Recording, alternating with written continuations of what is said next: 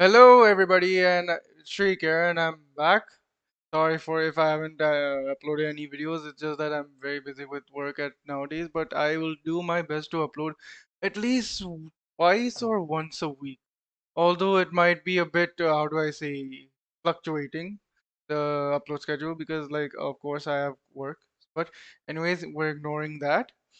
So now we have just gotten the 2.3 special program, and I have to say. Goro and Ito are looking pretty fine. Pretty fine, I say. I've already watched the 2.3 special program, so I'm just going to break it down into smaller parts so you guys can actually look at what is more important. So basically, we already saw that Goro and Ito are coming, that they posted on Twitter. So that's pretty much obvious. But then we also have the new rerun banners, which is Albedo and Eula. Which is surprising because now they've added, I think, a new feature like when because most players are waiting for their rerun characters, right? The characters that they like the most. So they planned on putting both of the characters, more Albedo and Eula, in the same timeline because I think it's easier that way, and also it also fits with the content that they're giving. So we have Eula and Albedo. And here's the thing for these two banners. If you summon on either of these banners, the pities are accumulated on both banners. Meaning, if you summon on Albedo banner, the pity accumulates not only for the Albedo banner but also for the Eula banner. So they're sharing the same pity system, which is quite surprising. But of course, it's also there's a bit of downfall because those who want the characters like Zhao, Ganyu, and if they both come out at the same time then it's going to be very difficult. Reason being, they're both are going to be on the same time duration, and their pity is going to be shared. So it's going to be very difficult to get characters like Zhao and Ganyu if they're going to be on the same time for their reruns. Yeah, but it's pretty interesting actually. I don't think I'll go for Albedo this time, even though it might take months again for Albedo to come back. I think I'll preferably go for Eula. That's it because that's my opinion. So yeah. And also we have a few things also in store, which is we have a new story quest, which with the 5 star for Ito's story quest. So that I'm pretty interested in. Of course, I only do story quests because it's fun, it's interesting, and I like to know the characters more. So we already have the new story quest for Arataki Ito, and I'm pretty excited to play him. Play, and then of course we have hangout requests, hangout events, which is Beidou. Finally, Beidou's been in the game since the beginning itself. It's finally time for her to get her own hangout quest event. And of course we have also have Goro, which is going to be very interesting. I really can't wait to summon for him because I feel he's going to be a very good 4 star in terms of helping Geo characters because because this update is more of a Geo oriented update, so that's why pretty excited for that. And then we have new 5 star weapons, new 5 star weapon, and new 2 artifacts. The 5 star weapon is the Red Horn Stone Thruster. So that is mainly for Ito and for Artaki Ito.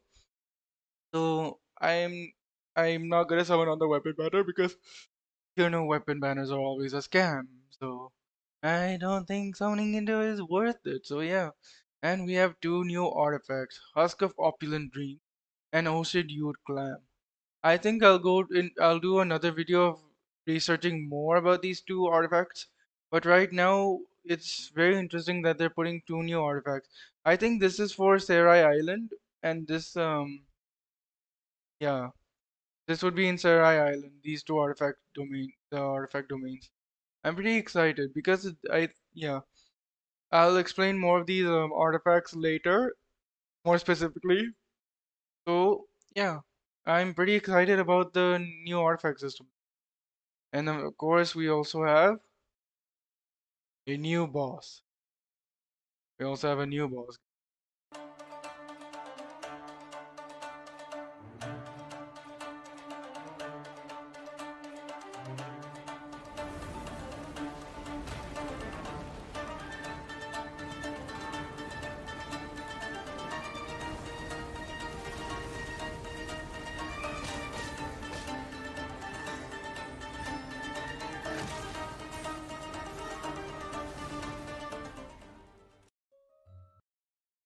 That was amazing. Okay, we literally now have a we have that stupid wolf. I swear the first time I fought them, they were just so annoying, and also the corrosion status was of being applied to my characters, in which they were losing health pretty fast. But this boss is just so goddamn annoying. I really don't like him, but I think we'll have to farm for his the ascension materials for Goro and Ito as well, which is gonna be a very big pain in the buttocks. Oh god, this is And that's our new open world boss, the Golden Wolf Lord. Dude. Whoa, spicy puppy snake. I love him. I'm kind of grappling with like wanting to fight it and wanting to pet it. I don't really know what Same. those I'm actually going to do. make Kit my golden wolf friend. Oh, did you guys see the tornado too? I'm like, I better not get hit with that thing. Yeah, seeing that just made me feel winded. Also, the size of that thing, that is one giant rift hound. Yeah, now that you mention it, the structures of their bodies look really similar. Great observation. Technically, the Golden Wolf Lord is the king of the Rift Wolves, which is also the reason why Rift Hounds and Rift Hound whelps appeared in Surumi Island in the first place. As a giant, monstrous beast from another world, its subjects are tasked with making preparations before it descends. And since this monster will be a recurring boss in Surumi Island, players will be able to challenge this abyssal beast at any time. Okay, challenge accepted, but how do we fight it? Well, let's give everyone the inside scoop. In combat, the Golden Wolf Lord's attacks can apply stacks of the corrosion status, which will cause all characters in the party to continuously lose HP. When the Wolf Lord's HP drops to a certain threshold, this is gonna be a very pain because they can literally stack, so we can't really fight against that. So Barbara mains, Chi Chi mains, this is your time to shine because the healers are in definite need. Anyways, it will summon Rift Hound alphas to provide it with shields. Well, that just doesn't sound fair. I mean, I think I'm up for this fight, but it does sound pretty tough. Yeah, but don't worry. In the latter stage of the fight, the Wolf Lord's resistance to geo attacks decreases, while its attack increases. So you'll have to factor that into your strategy. I gotta do math? okay, so basically, like when you decrease its health, it starts losing its geo resistance. So that means geo attacks become more and more stronger as it loses its health. But then it attacks increases, so you'll have to watch out when the Wolf Lord actually attacks you because you can suffer quite a bit of damage. Painful. Okay, is there anything else I should know? Nope, I think that's about all we have for this new monster. All right, it's probably a good time to take a short break and give away our second redemption code. And also now we have the new event, which is Shadows Amidst Snowstorms. Because now we get a new weapon. We get a new weapon again, which is the Cinnabar Spindle, and also its ascension material called the Alkahist. Alkahist. Dude, this event is gonna look pretty amazing. We get primos, we get weapon ascension materials, we even get a crown of insight as well. I'm just pretty excited for this one because of the sword. I think this is I think this is Albedo's sword again. Because Albedo, like, he's most definitely useful with the Harbinger of Dawn, which you can easily get in once you summon on any bat, which is great. But I also want to see what this sword's effects are and what it can do. But nonetheless, I'm pretty excited as well. Area to explore an all-new event. Koi, I know that you know a thing or two about Dragonspine, so why don't you take the lead? It would be my pleasure, Zach. Okay. The main event in version 2.3 is called Shadows Amid Snowstorms. In this event, the Adventurers Guild will be holding their winter training on Dragonspine. They plan to have seasoned adventurers pairing up with newer recruits. Some of our old friends from Mondstadt will be joining to help out too. You know, like Amber and Eula. Oh, that's cool. You see what I did there? Cool, because it's cold and Yes, Zach, Dragonspine. I did see what Yeah. you did there. Well, we'll definitely need our friends to survive the deadly cold of Dragonspine. Yep. Travelers who've reached Adventure Rank 20 and completed the prerequisite quests will be able to participate in the event.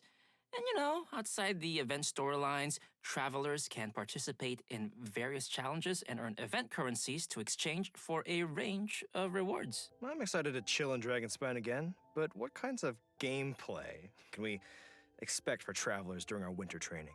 The first is called agility training. Basically, it's a special training. Once you start, you need to follow the guides to proceed down a race course. The goal is to get the highest score possible before successfully reaching the end. And your score is based on the amount of time spent and the number of insignias of adventure and insignias of conquest you're able to collect during the training. Ooh, and it also looks like we've got some special buffs to make use of. That is correct. Special blessings will sometimes appear while you race. There are two kinds of blessings. First is the Gale Spring blessing, which will enhance your character's jumping abilities. And second is the Iron Skin blessing, which will allow your characters to shatter ice pillars around them. Okay, so we'll need to aim for the ice pillars containing insignias once we have this blessing. Oh, you are so smart. That is correct. Okay, like a game in which you have to get the highest amount of coins and the highest amount of it would record your highest score if possible. That's quite interesting. I like it. It's quite fun and amusing for me. Travelers should be sure to make use of it. Some insignias of adventure will be hidden in the course, but insignias of conquest appear only at certain times. Ooh. You'll need to get the correct timing down and grab them throughout the challenge. The second type of gameplay is tracker training. Travelers will need to find and melt all the ice crystal piles within the training area to complete the challenge. So a pyro character is going to be a must for your party in this one. Yep. But this training shouldn't be too much of a problem. We just need to be careful of the nearby enemies and surrounding environment. And our third type of gameplay is combat training. Ooh, combat, my favorite part. Combat training camps will contain lures that can be activated to begin the training session. Lures will start in a state of source cold and will emanate cold air that not only increases the rate at which sheer cold will accumulate on your character, but also gives nearby opponents a buff at fixed intervals. Sounds like this one might be a little more intense for challengers then. Yeah, but don't worry, there are multiple mechanisms around the lures. Travelers can activate these mechanisms by attacking them while carrying Scarlet Quartz. Once you've activated the three mechanisms, they will change the lure state to heat source and cancel the accumulation of sheer cold. Yeah, see? When lures switch to heat source mode, characters will also restore a certain amount of energy at fixed intervals. So on heat source mode, dealing damage to opponents while carrying Scarlet Quartz will unleash all the quartz energy in a single blow, dealing AoE pyro damage to the opponents. Whew, I can already see myself searching frantically to find Scarlet Quartz in this one. But actually, besides looking for Scarlet Quartz in the surrounding area, you can also obtain Scarlet Quartz by defeating certain monsters during the challenge. All three of these trainings have multiple challenges, which may be completed to obtain event currencies, primo gems, and more. You can also obtain some So basically, the other events, which are this one right here. This is just basically about breaking the ice pillars that surround in Dragon's Find and all. And then the third one, which is this, is just basically turning all these and turning them from sheer cold to heat source, and then also just fighting off the enemies, which is quite okay, I guess. I find I guess, but it's okay. I feel. Yeah, I find it okay. So yeah, this is quite kind of a good event. This is a decent event, but that's too soon for me to explain. So I think we'll wait until the event actually comes out, which is about 2 weeks after 2 weeks. Yeah. So yeah, carrying Scarlet and then we have another new event, which is this Bantan Sango case files the warrior dog. Wait, what? What was that? Was that you, Koi? No, it was Corey. You can't blame this one on the dog. Okay, anyway, back to our event.